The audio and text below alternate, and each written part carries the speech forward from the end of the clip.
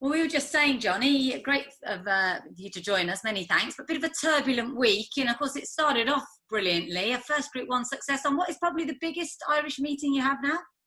Yeah, well, Champions Weekend, it's only 7 years on now. And I've never had many runners at it. It's 2 days, championship races, Leopardstown Saturday, Curra Sunday, 6 Group 1s. So, you know, to win a Group 1, to win any race is great, but for us to win a Group 1 on the Saturday and then also to win the last race on the Sunday, you know, it was a dream weekend. And outside that, all the horses ran really, really well. Yeah, they did. And you went into the big race, the Matron Stakes, with the 2 fillies, and you said before you couldn't really split them. Was it in any way a surprise that Champers Elysees won and not know it all? Well, Know It All was always the best filly last year. She was third in a Group 3. She had the rating. Know It All was a bit under the radar. Came this year, won a handicap, won a listed race. She was coming forward all the time. And, you know, the two of them had a little blowout, I think 4 days out from the race. Not together, with different lead horses, but they were going very well. So you were getting excited. And the gap definitely had closed between Know It All and Champers Elysees. And going to the race, as a jockey, you would have had to pick one above the other.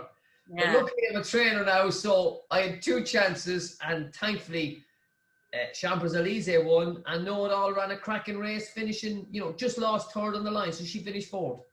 She probably deserves a Group 1 herself now, doesn't she? She's run 2 brilliant races in them. Oh, I think she's definitely a Group 1 filly. I think she's definitely a Group 1 filly in the making. The plan is to keep her next year, so she's big. She's got the size. I think she's, you know, there's plenty more improvement in her. She's just touched off now in 2 Group 1. So I think she'll have her day, and please God, we won't have to wait too long for it. Are you going to try and keep them apart now, or do you have a plan with both of them?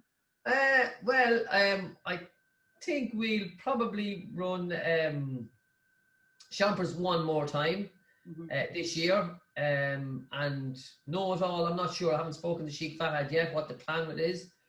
But we're definitely keeping her for next year. And hey, it's a high class problem. I wonder which Group 1 will I run my filly in. So hey, it's great. The plan usually fits out well for them. There's a good program for fillies now. So hey, who knows? They might have to take each other on again someday, but we'll try and keep them a little bit apart if we can. Yeah, nice problem to have, as you say. And what about the other winner on the weekend, Sonny Boy Liston? What's the plan there? Sonny Boy Liston, there's a lot of interest in him now. As I said yesterday, there was a lot of phone calls. Can we buy him for Hong Kong, Saudi Arabia, Dubai?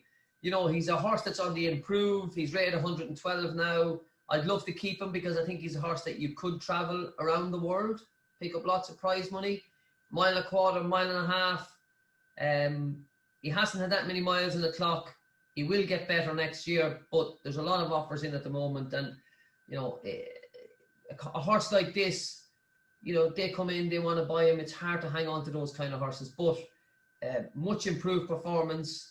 I was expecting it because the way the horses ran on Saturday, he's been working with some of the horses that ran so well on Saturday. So we were expecting a big run from him, but boy, the way he won and the rating he has now after it, you know, he's very much a stakes horse now. Exciting. So if you can hang on to him, any plans to travel him or indeed any of the others in the near future? I mean, we'd love to have you over at the carnival. Yeah, well, listen, it's another ambition of mine is to get horses to good enough to go to the carnival. For all the years I've been training, it's hard to hang on to the good ones. You know, they usually get sold. But looking at our horse at the moment, we have 8 horses rated above 100. That has never happened to us before. You know, we have some good horses now in the stable.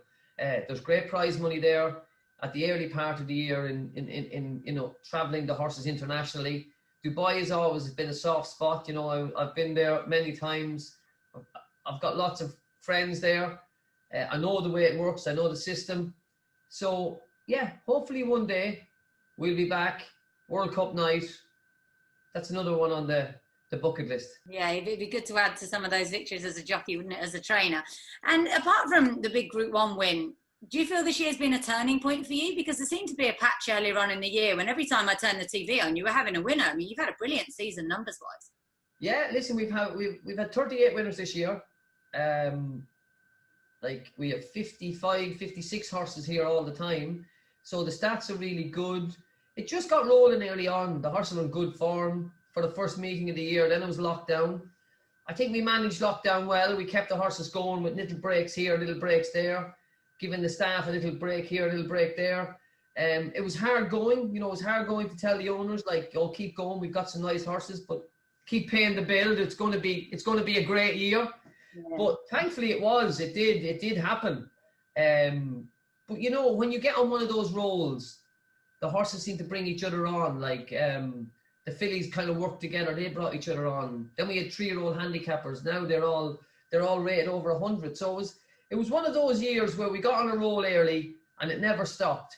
And going into the weekend, last weekend, you know, you're hoping it can continue another week. But the horses were working really well going into Champions Weekend last weekend. And I think they performed definitely as good if some of them outperformed their ratings. So I like that. I like to have a consistent flow right through the year. We seem to be able to manage that now. But it all comes down to getting the better horses. And I hope this year can attract new owners with, you know, better horses.